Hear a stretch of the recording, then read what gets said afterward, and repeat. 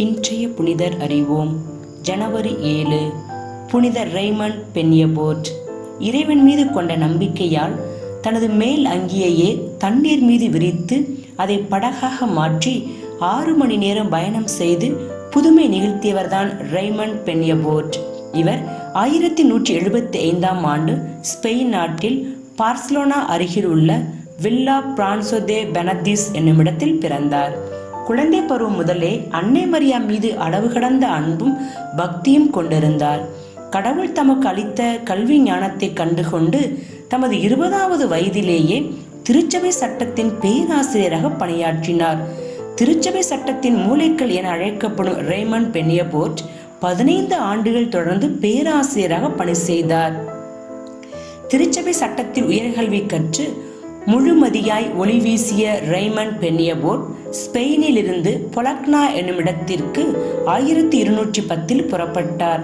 மங்காத ஒளி தீபமாக ஒளிர்ந்த ரெய்மண்ட் பென்னியபோர்ட் மேற்படிப்பை முடித்த பிறகு அதே பல்கலைக்கழகத்தில் 3 ஆண்டுகள் திருச்சபை சட்ட பேராசிரியராக பணியாற்றினார். பொலக்னாவில் இருந்த சாமிநாத துறவுமடத்தில் இருந்த அருளாளர் ரெஜினால்ட் நிகழ்த்திய மறையுரையின்பால் ஈர்க்கப்பட்டு சுவாமிநாத சபையில் தன்னை இணைத்துக் கொண்டார். தமது தாழ்ச்சி மற்றும் ஜெபத்தால் கடவுளுடன் மிக நெருக்கமான உறவை வளர்த்து கொண்டார். ரெய்மண்டின் திறமைகளை கண்ணுற்ற திருத்தந்தை 9ஆம் கிரகோரி திருச்சபை சட்டங்கள் அனைத்தையும் தொகுத்து எழுதும் பணியை 1230ஆம் ஆண்டு கொடுத்தார். அதுவரை அங்கொன்றும் இங்கொன்றுமாக இருந்த திருச்சபை சட்ட நூல்களை தொகுத்து 5 பகுதிகளாக பிரித்து இவர் செய்து கொடுத்த சட்ட புத்தகம்தான் 1917 புதிய சட்ட தொகுப்பு வெளியாகும் வரை நடைமுறையில் இருந்தது.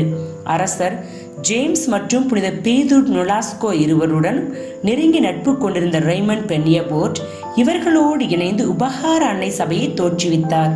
மூர் இனத்தவர்களால் அடிமைகளாக பிடிக்கப்பட்ட கிறிஸ்தவ மக்களை காப்பாற்றுவதே சபையின் முக்கிய நோக்கமாகும். ஒருமுறை மஜோர்கா என்னும் தீவுக்கு நற்செய்தி பணியாற்ற ரெய்மண்ட் பென்னியபோர்ட் சென்றார். அங்கு அரசர் ஜேம்ஸ் வந்தார். இவர் நல்ல குணமுடையவராக இருந்தாலும் உணர்ச்சிகளுக்கு அடிமையானவராகவும் இருந்தார். அவர் ஒரு பெண்ணை தன்னுடன் வைத்திருந்தார். அப்பெண்ணை அனுப்பிவிடுமாறு ரெய்மண்ட் பென்னியபோர்ட் கூறினார். அரசரும் சரி என்றார். ஆனால் அவரை அனுப்பவில்லை. எனவே தீவை விட்டு வெளியேறிவிட ரெய்மண்ட் முடிவெடுத்தார். அந்த நேரத்தில் அரசரின் மூளை குரூரமான முடிவெடுத்தது.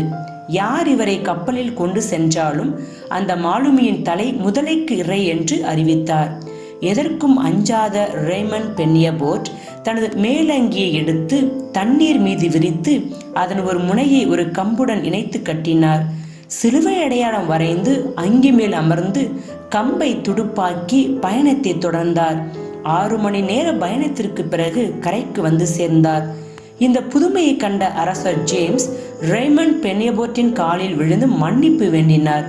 கிழக்கத்திய மொழிகளை சொல்லிக் கொடுக்கவும் அம்மொழி பேசும் மக்களுக்கு பணி செய்யவுமாக பார்சலோனா மற்றும் டியூட்ஸ் போன்ற இடங்களில் பள்ளிக்கூடங்களை திறந்தார். 1238 சுவாமிநாத சபையின் தலைவராக தேர்ந்தெடுக்கப்பட்டார். 2 ஆண்டுகளில் பொறுப்பிலிருந்து விலகி கொண்டார். ஆனாலும் அந்த குறுகிய நாட்களில் சுவாமிநாத சபையின் சட்ட தொகுப்பையும் திருத்தி அமைத்தார். 100 வயது வரை வாழ்ந்த ரெய்மண்ட் பென்னியபோர்ட் 1275 ஜனவரி 6ஆம் நாள் பார்சலோனாவில் இறந்தார். திருத்தந்தை 8ஆம் கிளெமெண்ட் 1601 இவரை புனிதராக்கினார். ஆரம்ப காலங்களில் ஜனவரி 23 அன்று நினைவு கூறப்பட்ட இவர் 1969 முதல் ஜனவரி 7ஆம் தேதி நினைவு கூறப்படுகிறார். புனிதரிடமிருந்து கற்போம். இறை நம்பிக்கையை ஆயுதமாக்கி நாம் எடுக்கும் முயற்சிகள் அனைத்தும் நம் வாழ்வின் வெற்றி படிகளே.